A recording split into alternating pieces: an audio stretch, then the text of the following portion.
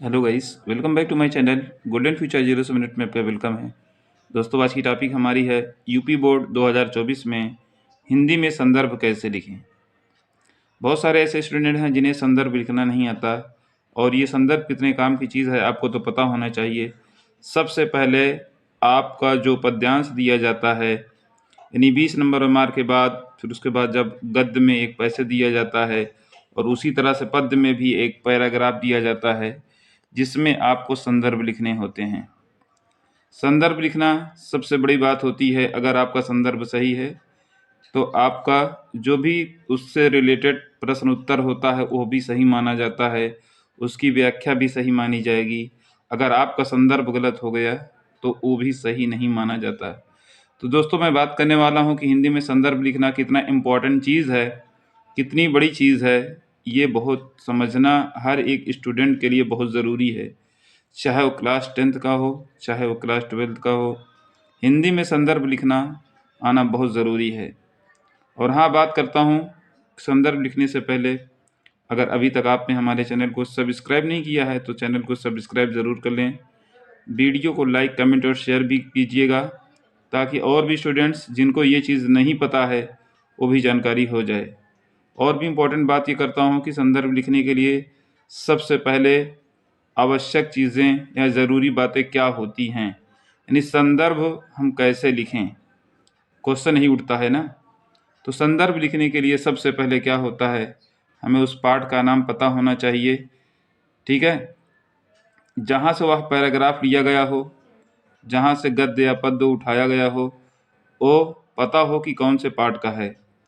और उससे भी ज़्यादा महत्वपूर्ण बात यह है कि उसके साथ साथ आपको यह भी पता हो कि जब ये इस पाठ का है तो इस पाठ का लेखक या इस पाठ का रचयिता कौन है। ये सही जानकारी होना बहुत ज़रूरी है। नहीं तो कहीं ऐसा हो गया कि पाठ का नाम तो आपने दिया लेकिन लेखक का नाम आपने गलत डाल दिया, तो भी आपका मार्क्स कट जाएगा। ये एग्ज़ाम में 2 नंबर का पूछा जाता है, जिसमें से 1 नंबर पाठ का नाम बताने के लिए और दूसरा नंबर जो है लेखक का नाम या फिर कवि का नाम बताने के लिए होता है। अगर आपके दोनों सही हैं तो आपको दो दो नंबर जो है एग्ज़ाम में मतलब आसानी से मिल जाएंगे। तो उसको लिखा कैसे जाएगा, ये भी तरीका आप देख लें। उसको लिखने का तरीका यह है कि सबसे पहले हम हेडिंग डालेंगे संदर्भ गद्य का है, तो उसमें गद्य वहाँ लिखने की ज़रूरत नहीं है। मैंने यहाँ गद्य इसलिए लिख दिया है क्योंकि मैं गद्य का जो है संदर्भ लिख रहा हूँ। गद्य का संदर्भ और पद्य का संदर्भ लगभग उसी तरह से है, लेकिन कुछ चीज़ें हैं थोड़ा सा जो डिफरेंस हैं, वो आपको मैं अभी बताने वाला हूँ वीडियो में। तो बने रहेंगे आप वीडियो के एंड तक, और उसके बाद पूरी जानकारी आपको मिलेगी संदर्भ से रिलेटेड। जैसा कि आप देख रहे हैं यहाँ पर सबसे पहले मैंने लिखा है यहाँ पर प्रस्तुत गद्यांश हमारी पाठ्य पुस्तक, क्योंकि ये गद्य का है इसलिए प्रस्तुत के बाद गद्यांश लिखेंगे। इस बात को ध्यान में रखेंगे। अगर गद्य का है तो वहाँ पर आप पद्यांश न लिखें, नहीं तो फिर गलत हो जाएगा। गद्य का है तो गद्यांश, प्रस्तुत गद्यांश। फिर उसके बाद हमारी पाठ्य पुस्तक हिंदी गद्य खंड के, अगर गद्य खंड वाला है तो गद्य खंड में आप डालिए। जैसे मैं क्लास 10th बेस के हिसाब से लिखा हूँ तो आप गद्य खंड डालिए। और इंटर में अगर गद्य खंड नहीं है, वैसे है तो हिंदी के आप डायरेक्ट लिख सकते हैं। खंड अगर नहीं है तो इसे खंड होगा उसमें भी। उसके बाद जो पाठ से मैंने लिया है उस पाठ का नाम देखो, मैंने लिखा है यहाँ पर मित्रता। मित्रता नामक पाठ से अवतरित है, या फिर बहुत सारे लोग लिखते हैं मित्रता नामक पाठ से लिया गया है या उद्धृत किया गया है। ये दो तीन में से कोई एक चीज़ यहाँ पर लिखा होना चाहिए। नामक पाठ से अवतरित है या नामक पाठ से लिया गया है या उद्धृत है, चाहे जो लिख देंगे सही सब है। लेकिन यहाँ पर सबसे बड़ी इम्पोर्टेंट बात यही है कि पाठ का नाम और राइटर का नाम, ठीक है, यानी लेखक का नाम, वो सही होना बहुत ज़रूरी है। फिर उसके बाद मैंने लिखा है कि इसके लेखक आचार्य रामचंद्र शुक्ल जी हैं। ठीक है। फिर उसके बाद थोड़ी सी चीज़ अगर आप बढ़ाना चाहते हैं तो ये भी बढ़ा दें।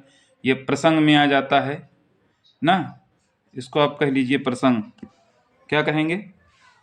प्रसंग। भाई संदर्भ तो हो गया, प्रसंग कैसे डालेंगे तो आप प्रसंग भी डाल सकते हैं यहाँ पर। ठीक, तो प्रसंग हम लिख दे रहे हैं यहाँ पर प्रसंग। इसको प्रसंग बोलते हैं।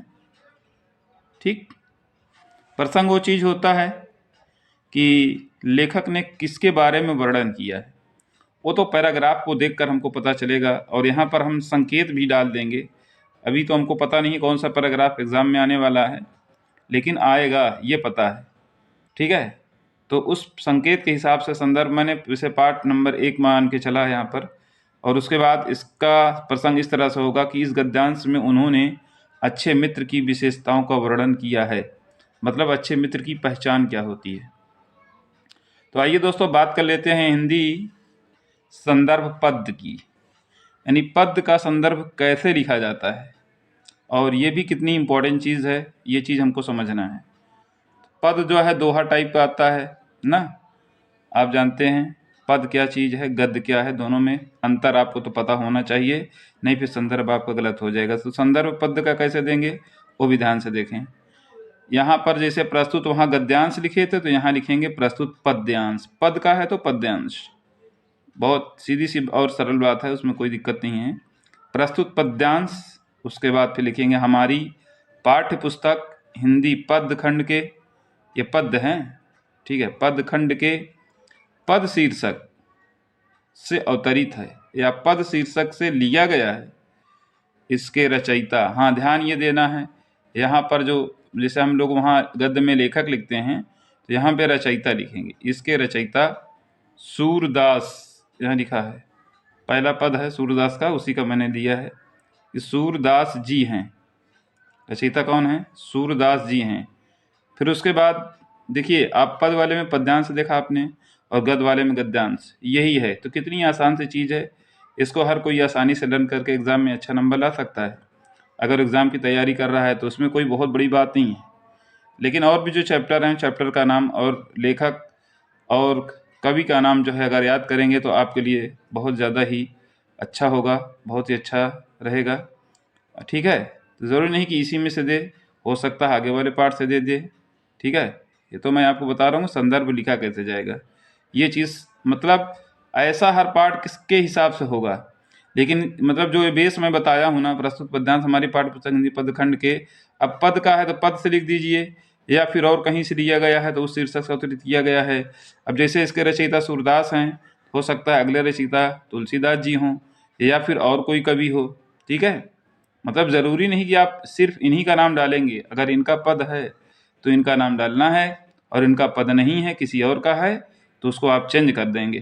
ठीक, और फिर उसके बाद में जैसा कि मैंने बताया है यहाँ पर प्रसंग, प्रसंग में आप उसको जब पद को पढ़ेंगे तो पता चल जाएगा कि किसके बारे में उन्होंने वर्णन किया है, किसके बारे में उन्होंने बताया है, तो वही चीज़ लिखेंगे।